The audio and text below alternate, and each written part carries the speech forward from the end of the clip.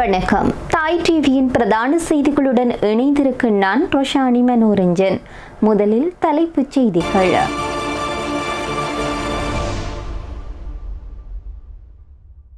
செம்மணி அச்சத்தில் பின்வாங்கும் அனுர அரசாங்கம், ஸ்ரீதரன் குற்றச்சாட்டு.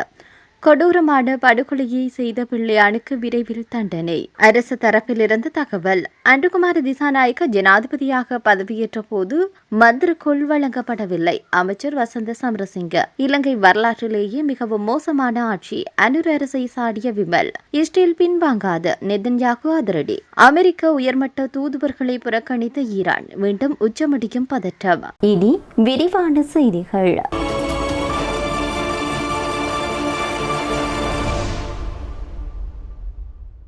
யாழ்ப்பாணம் சிந்துபாத்தி இந்து மயானம் என்பது தமிழ் மக்களின் எலும்புக்கூடுகள் விதைக்கப்பட்டுள்ளது.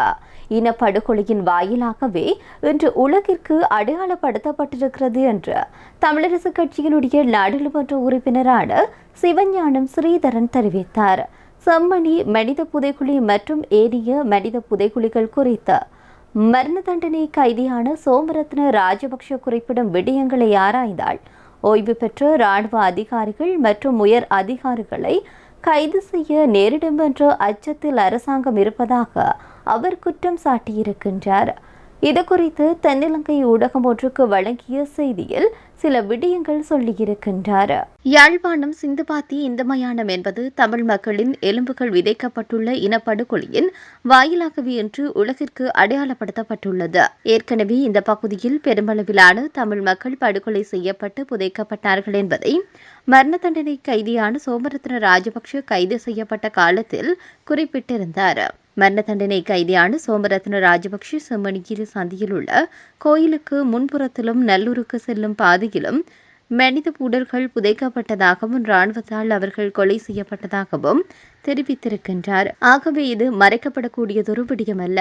உண்மையும் நேர்மையுமான வகையில் இந்த விடயம் ஆராயப்பட வேண்டும். சோமரத்ன குறிப்பிட்டதற்கு அமைய செம்மணி பகுதியில் இருந்து இதுவரை 400க்கும் அதிகமான மனித எலும்புக்கூடுகள் மீட்கப்பட்டன. அதனை காட்டிலும் மேலும் 200க்கும் அதிகமான எலும்புக்கூடுகள் அடையாளம் காணப்படும் சூழல் காணப்படுகிறது என கூறியுள்ளார். முன்னாள் ராஜாங்க அமைச்சர் சிவனேசதுரை சந்திரகாந்தன் என்பவர் கொடூரமான கொலைகள் மற்றும் பல்வேறு குற்றச்சாட்டுக்களை புரிந்தவர் என்றும் அவருக்கு தக்க தண்டனை நீதிமன்றத்தினூடாக நிச்சயமாக வழங்கப்படும் என்று பொதுமக்கள் பாதுகாப்பு அமைச்சரான ஆனந்த் விஜயபால தெரிவித்தார். பிள்ளையான் வட்டக்கிழப்பு நீதவான் நீதிமன்றத்தில் நேற்று முன்னிலைப்படுத்தப்பட்ட பின்னர் சிறைச்சாலை வாகனத்திற்குள் கொண்டு செல்லப்படும் போது தன் மீதான குற்றச்சாட்டுகள் அனைத்தும் பொய் என ஊடகவியலாளர்களை பார்த்து கூறியிருந்தமை பற்றி கருத்து தெரிவிக்கும் போது அமைச்சர் இதனை குறிப்பிட்டார். இது தொடர்பில் அமைச்சர் ஊடகவியலாளர்களிடம் மேலும் தெரிவித்ததாவது: மட்டக்களப்பு மாவட்டத்தில் ஆயுதங்களை பயன்படுத்தி நிகழ்த்தப்பட்ட கொடூரமான படுகொலைகளின் பின்னணியில் பிள்ளையான் இருந்துள்ளார் என்பது குற்றப்புலனாய்வு திணைக்களத்தில் விசாரணையில் வெளிவந்துள்ளது. இவ்வாறான கொடூர கொலைகளையும் குற்ற செயல்களையும் புரிந்துவிட்டு இன்றுதான் முற்றிலும் குற்றமற்றவர் என்று அவர் கூறுவது மிகவும் வேடிக்கையானது. அதிகார பலத்தை பயன்படுத்தி இவர் இத்தனை காலம் மறைத்து வைத்திருந்த அத்தனை இரகசியங்களும் பழிவாங்கல் குற்றங்களும் இப்போது நீதிமன்றத்தின் மூலம் ஒவ்வொன்றாக அம்பலப்படுத்த தொடங்கியுள்ளது. சட்டத்தின் முன்னால் யாவரும் தப்பிக்க முடியாது. இத்தனை காலம் பாதிக்கப்பட்ட மக்களுக்கு நீதி கிடைக்கும் வகையில் பிள்ளையான் புரிந்த குற்றங்களுக்கான தக்க தண்டனை நீதிமன்றம் மிக விரைவில் வழங்கும் என குறிப்பிட்டார். அன்றுகுமார திசாநாயக்க ஜனாதிபதியாக பதவியேற்கும் போது அவருக்கு ஒரு மந்திரக்கோள் வழங்கப்படவில்லை என்றும் திவாலான ஒரு திரைசேரியே அவருக்கு வழங்கப்பட்டது என்று அமைச்சரான வசந்த சமரசிங்க தெரிவித்தார். அனுராதபுரத்தில் இடம்பெற்றிருக்கக்கூடிய பொது நிகழ்வொன்றில் உரையாற்றும் போது இந்த விடயத்தை அமைச்சர் தெரிவித்தார். நாங்கள் அரசாங்கத்தை பொறுப்பேற்று 2 வருடங்கள் நெருங்கிவிட்டது. இந்த 2 வருடங்களுக்குள் எங்களை திட்டிக் கொண்டே இருக்கின்றார்கள். என்ன செய்வது? சகோதரர் அன்றுகுமார திசாநாயக்க ஜனாதிபதியான போது அவருடைய கையில் மந்திரிக்கோள் எதுவும் கொடுக்கப்படவில்லை. எங்கள் அரசாங்கத்திற்கு வழங்கப்பட்டது திவாலாகி போன ஒரு திரைசேரியாகும். வாகனங்களை இறக்குமதி செய்ய முடியவில்லை, உரங்களை இறக்குமதி செய்ய முடியவில்லை, எரிபொருளை இறக்குமதி செய்ய முடியவில்லை. நாட்டின் அபிவிருத்தி ஸ்தம்பிதமடைந்திருந்தது. அப்படிப்பட்ட ஒரு நாட்டையே நாங்கள் பொறுப்பேற்றோம். ஆனாலும் எங்களால் முடிந்த அனைத்து வகையிலும் நாட்டு மக்களின் வாழ்க்கை தரத்தில் ஒரு மாற்றத்தை கொண்டு வந்துள்ளோம். நாட்டின் வருமானத்தை அதிகரிக்க வழி செய்துள்ளோம் என்று அமைச்சர் வசந்த சமரசிங்க தொடர்ந்தும் குறிப்பிட்டார். வரலாற்றில் என்றுமில்லாத வகையில் தற்போதைய அரசு ஊழியர்களை மிக மோசமாக அவமதிக்கிறது என்று தேசிய சுதந்திர முன்னணியின் தலைவரும் முன்னாள் அமைச்சருமான விமல் வீரவன்ச தெரிவித்தார். கொழும்பில் நேற்று நடைபெற்றிருக்கக்கூடிய நிகழ்வொன்றின் பின்னர் ஊடகவியலாளர்களிடம் கேட்டிருக்கக்கூடிய கேள்விக்கு பதிலளிக்கும் போது இந்த விடயத்தை அவர் தெரிவித்திருக்கின்றார். கொழும்பில் நேற்று நடைபெற்றிருக்கக்கூடிய நிகழ்வொன்றின் பின்னர் ஊடகங்களுக்கு கருத்து தெரிவிக்கின்ற போது விமல் வீரவன்ச இந்த விசனத்தை முன்வைத்திருக்கின்றார். கடந்த காலத்தில் அரசு ஊழியர்களுக்கு மோட்டார் சைக்கிள்கள் மற்றும் சொந்தமாக வாகனங்களை பெற்றுக் கொள்வதற்கான வசதிகளுடன் கூடிய உன்னதமான எதிர்காலம் ஒன்று உருவாக்கி கொடுக்கப்பட்டது. ஆனால் தற்போதைய ஆட்சியில் அவர்களுக்கு வெறும் 20 கிலோ அரிசியை கடனாக வழங்கும் அவல நிலையை நாட்டில் காணப்படுகிறது. இந்த நாட்டின் அரசு ஊழியர்களை பெருந்திரளாக திரண்டு சென்று தபால் மூலம் வாக்களித்து இந்த ஆட்சியை உருவாக்கி பாரிய பங்களிப்பை வழங்கினர். ஆனால் இன்று அதே அரசு ஊழியர்களை திருடர்கள் என்று அமைச்சர் லால்காந்த பகிரங்கமாக விமர்சித்து வருகின்றார். அரசு ஊழியர்களை இவ்வளவு தூரம் அவமதிக்கும் மற்றும் பழிவாங்கும் ஒரு நிர்வாகம் இதற்கு முன்னர் இலங்கையில் இருந்ததில்லை. இது வரலாற்றிலேயே மிக மோசமானதொரு ஆட்சி. தற்போதைய அரசிடம் நாட்டின் வளர்ச்சிக்கான எந்த ஒரு முறையான பொருளாதார திட்டமும் இல்லை.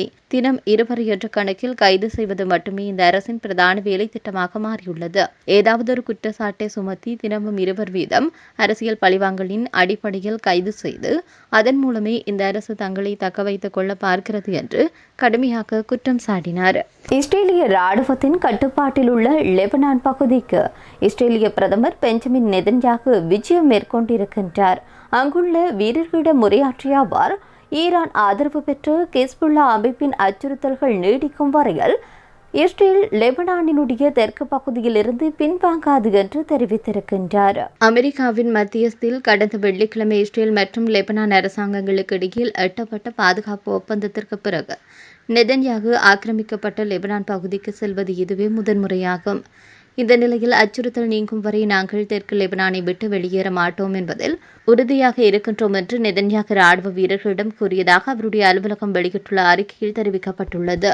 மேலும் ஹிஸ்புல்லா ஆயுதங்களுடன் அச்சுறுத்தலாகவும் இங்கு இருக்கும் வரை நாங்களும் இங்கேயே இருப்போம் என்று அவர் குறிப்பிட்டார். கடந்த ஏப்ரல் மாதத்திற்கு பிறகு ஆக்கிரமிக்கப்பட்ட லெபனான் பகுதிக்கு முதன்முறையாக பகிரங்கமாக விஜயம் செய்துள்ள நெதன்யாகுவுடன் பாதுகாப்பு அமைச்சர் இஸ்ரேல் காட்ஸ் மற்றும் மூத்த ராணுவ அதிகாரிகளும் உடன் சென்றிருந்தமை குறிப்பிடத்தக்கது.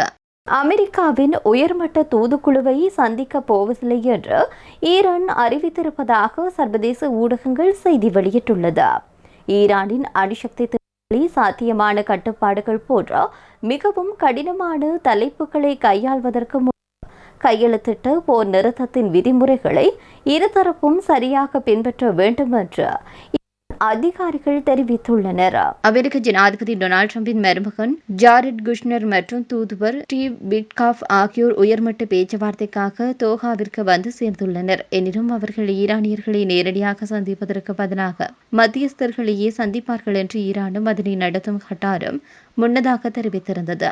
இதேவேளையில் வரவிருக்கும் நாட்களில் அமெரிக்க தரப்புடன் எந்தவொரு மட்டத்திலும் சந்திப்புகள் எதுவும் திட்டமிடப்படவில்லை என்றும் ஈரானிய வெளியுறவு அமைச்சகத்தினுடைய செய்தி தொடர்பாளர் இஸ்மாயில் பகாயி தெரிவித்தார். எனினும் இரு நாடுகளும் குறைந்த அளவிலான தொழில்நுட்ப பேச்சுவார்த்தைகளை தொடங்க உள்ளதாக கூறப்படுகின்றது. இத்துடன் தாய் டிவியின் பிரதான செய்திகள் நிறைவடைகின்றன. நன்றி.